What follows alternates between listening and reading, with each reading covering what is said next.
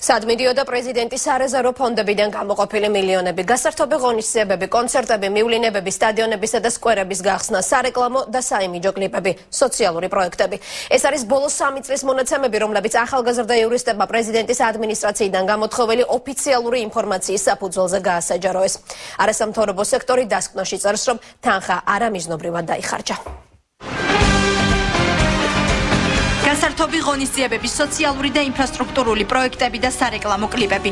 ახალგაზრდა იურისტთა ასოციაციის მიერ მომზადებულ ანგარიშში პრეზიდენტის სარეზერვო ფონდიდან დახარჯული თანხის შესახებ რამდენიმე მიმართულება გამოიკვეთა.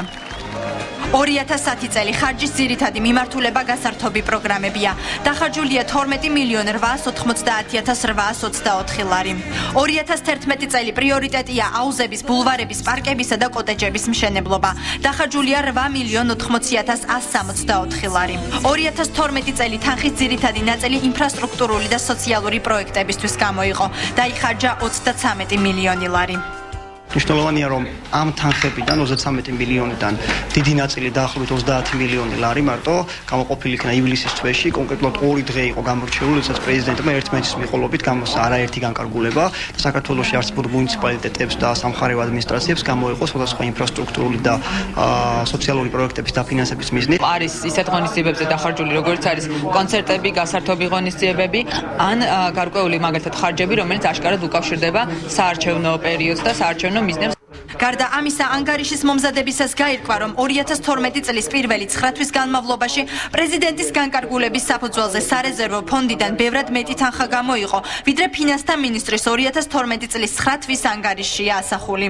მაგალითად რომ გითხრათ, თქვენ განკარგულებაში წერია, რომ პრეზიდენტის სარეზერვო ფონდიდან გამოიყო 100,000 ლარი რაღაც მიზნით, ხოლო შემდეგ ბიუჯეტის შესრულების ანგარიში, რომელსაც აქვეყნებს ფინანსთა სამინისტრო, წერია იგივე მიზანი, იგივე თარიღი, ანუ იგივე განკარგულებაზეა საუბარი, 100,000 ლარის ნაცვლად მითითებული 50,000 ლარი.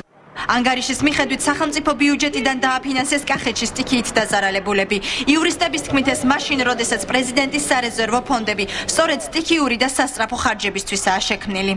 აღმოჩნდა, რომ იმ კონკრეტული შემთხვევისთვის სათანადო თანხა არ არსებობდა და შეიძლება ყოფილიყო შემთხვევა, როდესაც რაღაც განსაკუთრებული ღონისძიებისთვის, რაღაც კონცერტისთვის ყოფილიყო დაფინანსებული, ასე ვთქვათ, პრეზიდენტის სახსრებიდან საკმაოდ სოლიდური თანხა. ის ვისაც რაღაცა გართობათ მიაჩნია, მეორე შეხედულებით შეიძლება იყოს სახელმწიფოს იმიჯისათვის აუცილებელი, მისი ვთქვათ, სახელის გასატანად აუცილებელი, ტურიზმის გასავითარებლად, ეკონომიკის გასავითარებლად.